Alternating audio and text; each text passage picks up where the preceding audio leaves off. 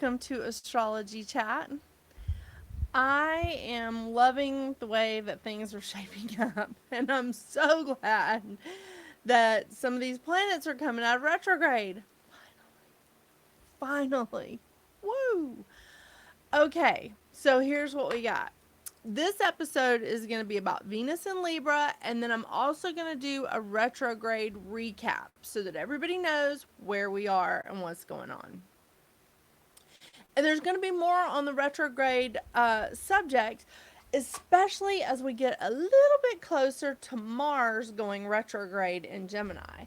Because Mars is going to be in the same planet for 8 months due to his scheduled performance in Gemini. He's going to be in the same sign. He's the planet, not the sign. So he is going to be in the same sign for 8 months. And normally Mars shifts through every 2 to 2.5 months. So this is going to be an interesting one. And I want to dedicate a whole show just to Mars going retrograde in Gemini. Super fun. Woohoo. Okay, so I want to start with Venus and Libra because Venus shifts into Libra on the 29th of September, which is just a few days away. Venus is very, very happy to be here. It is leaving its fall position. And it's not to say that Venus, it like being in a bad position in Virgo. But Venus being in Virgo is its least favorite place to be. And it's at its weakest point when it's in Virgo. So Venus is very, very happy to leave Virgo and go to Libra, where it rules, right? Venus rules Taurus and Libra. Really important, but also two completely different feelings. When Venus is in Taurus, loves to be there, right?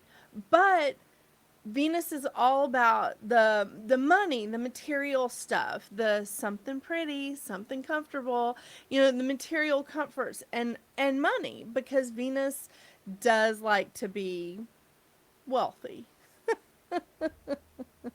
So, when Venus is in Taurus, that's how we're feeling, right?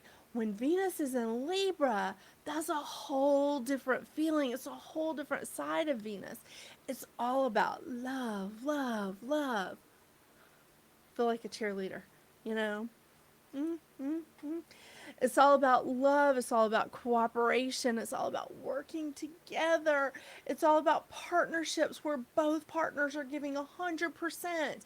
And if one partner isn't giving as much as another, it's going to be really obvious during this time when Venus is in Libra. And that's okay.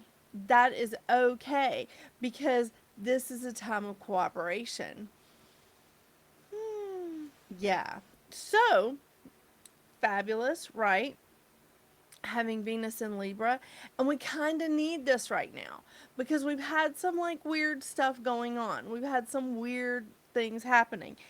And when Venus moves into Libra, we're going to have the Sun in Libra, Venus in Libra, and that is going to put us with 4 planets in air. 4.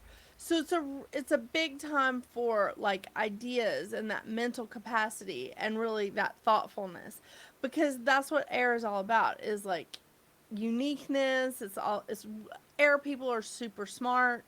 This is a time, and a lot of people like to study and sign up for classes during this time. Yep.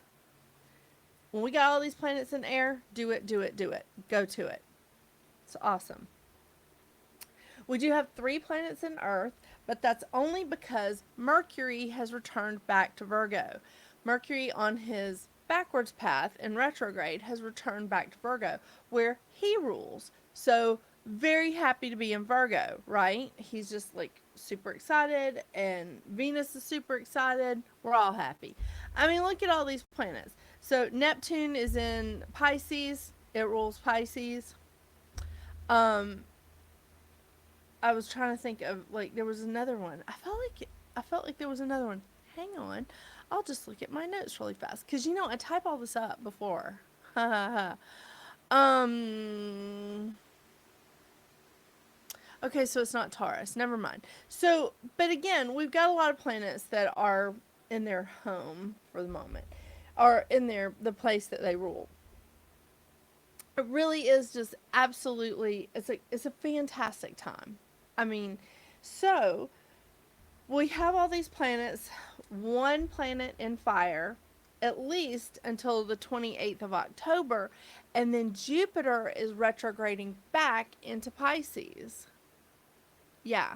So then we're going to have two planets in water at that point. But as of right now, here at the end of September, we have one planet in fire and one planet in water. We also have Chiron in fire, so that lends a little bit of perspective to like the fire energy that we're needing. But it's sorry, I just like totally got distracted. Um but it lends itself a little bit to the fire energy that we've been needing. But the thing is, it's it's not lending a whole lot because Chiron is retrograde right now.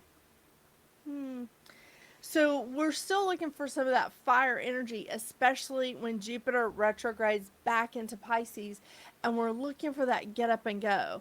All those fire people out there, Aries, Leo, Sagittarius, are just like, oh, where is it? Where is it? Yeah, we're all needing some energy right now. So this is a fantastic time of Venus and Libra, cooperation, love. We're just sprinkling like happiness all over the place with working it out with each other. Yes, it's just wonderful. So, just doing some of this recap, we've got Mercury going direct on October 2nd. Yay! Mercury goes direct in Virgo. Then we have Pluto going direct in Capricorn on the 8th of October. Then we have Mercury going back into Libra on the 10th of October. Saturn goes direct on the 23rd of October at the same time that Venus moves into Scorpio. So Venus is making a very short trip here in Libra. And Venus can speed up and slow down because Venus, I believe, can stay in one sign as long as 2 months, but can also like stay in as quick as like 20 days. So or leave as quick as 20 days. So we're looking at a quick turnaround here. So Venus is only in Libra until the 23rd of October when Venus goes into Scorpio. Then we have the solar eclipse in Scorpio on the 25th. So all of those fixed signs that I've been talking to since May, Taurus, Leo, Scorpio, and Aquarius, this is actually when you're going to finally get some relief. So if you have sun, moon, or rising in Taurus, Leo, Scorpio, or Aquarius, you're finally going to like feel the change that you've been implementing all of these months at that solar eclipse in Scorpio. On the 28th of October, Jupiter returns into Pisces. He's retrograding and he goes back into Pisces. On the 29th of October, Mercury goes into Scorpio. Mars starts his retrograde path on the 30th of October in Gemini, and that again is a whole nother show.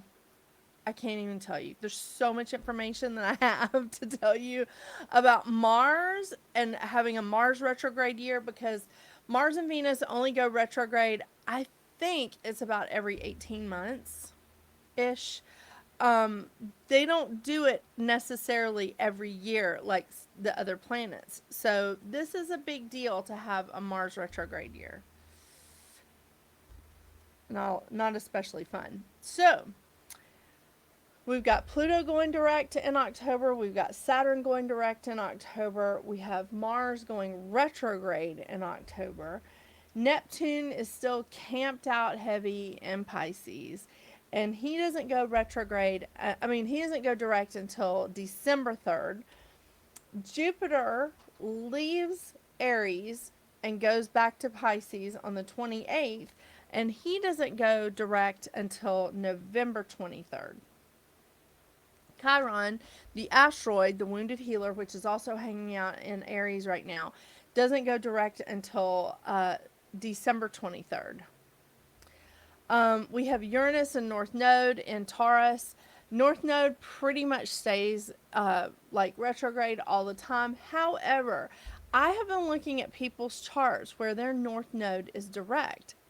Very interesting placements there. Again, a whole nother show. But very interesting when someone's born with North Node direct. But Uranus goes direct on January 22nd in 2023. Then, of course, we have Mercury in Virgo, at least until the 10th of October, and the Sun and Venus in Libra. It's a lot of fun. It's a lot of retrogrades. So we got a lot going on. We got a lot happening, but we got a lot of things that are sort of shaken out. But we're not looking for some of these things to be shaken out completely until January, because the last one that goes direct is Uranus. And and Mars in Gemini goes direct in January as well, January 12th. So we have a lot happening, a lot going on, but it's good. It's good. So now is the time when all these planets are going direct for us to. We've been thinking about things. We've been going back. We've been maybe redoing some stuff. We've been working through some things.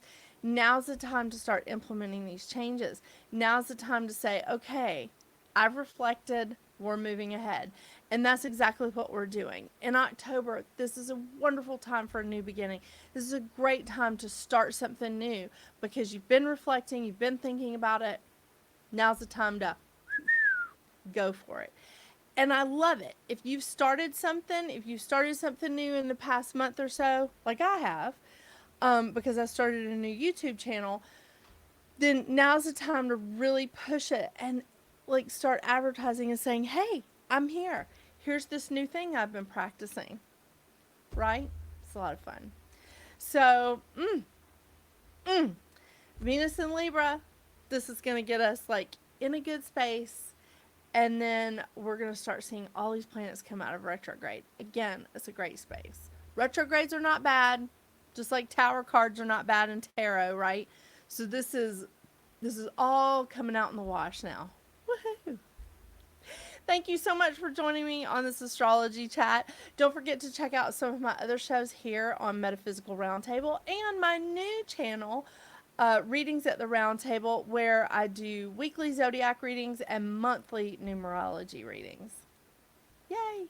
But again, thank you so much for joining me. I hope you guys have a wonderful, wonderful last week of September. And until I see you again, get out there and make your magic. Bye.